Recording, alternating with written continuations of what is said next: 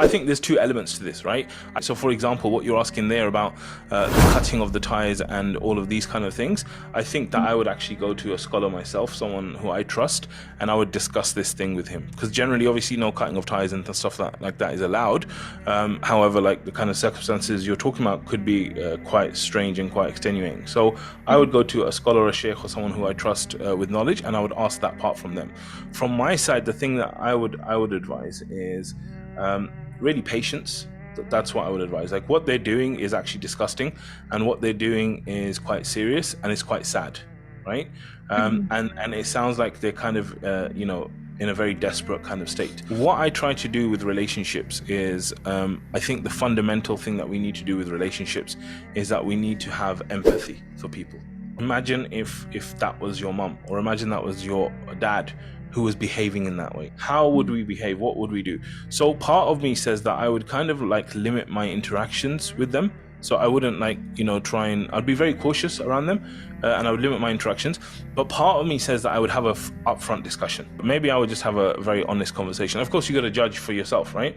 But maybe I would sit them down, even one by one rather than in a group, because then they're a bit like strong, or they feel brave, right?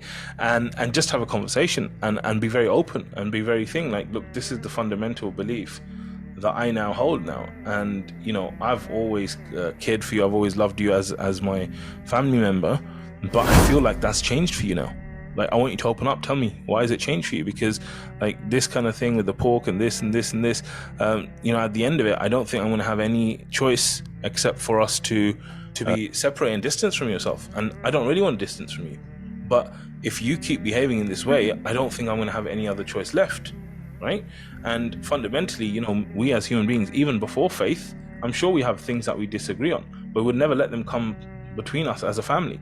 And even as Muslims, like we are told that even if our parents or whoever doesn't accept Islam, that doesn't mean that their rights are finished and they don't this and that. So I want to have this discussion with you, because I think if it carries on the way it's going now, it's actually going to lead to a cutting of ties. And I don't want that. I don't want Islam to be the religion that cuts ties, and that's not what it encourages us. Instead, I want it to build ties. And I do believe that, you might be offended or you don't like my belief. That's okay. I accept that. But because you're my family, I still am willing for you to be a part of my life, even though you hate this part of me, and just have like a very upfront, open discussion. And it could be, by the way, that nothing happens from this discussion. Like, they don't care. They just say rubbish and this and that. But the reason why I do these things is to put my own heart at rest and to say, Ya Allah, like I've tried now, I've done my bit, right? After this, this is their kind of warning, and this is their thing. If they change, they do something different, fine. If they don't, then I know what I'm going to kind of do from that perspective. A lot of the problems in relationships are actually what they call the unsaid. So the things that should be said but are never said, right?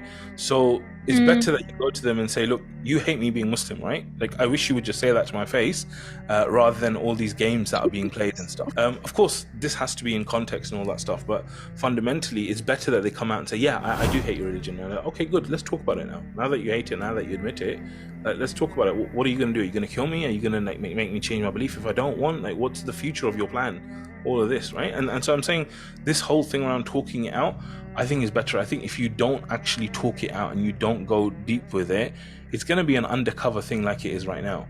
Like, you're always going to meet up, and in front of the face, you guys are all okay with each other and you're nice and this and that. And behind the back, they're planning all about you. Behind the back, you're talking about what they did and how they did it and why they did it. And it's just, this is not what life should be. It should be rather that, look, we're nice with you, you're nice with us, sincerity's there, that's the end of it. And the parts you don't like, I know you don't like, I don't like, that's it. Just kind of go like that.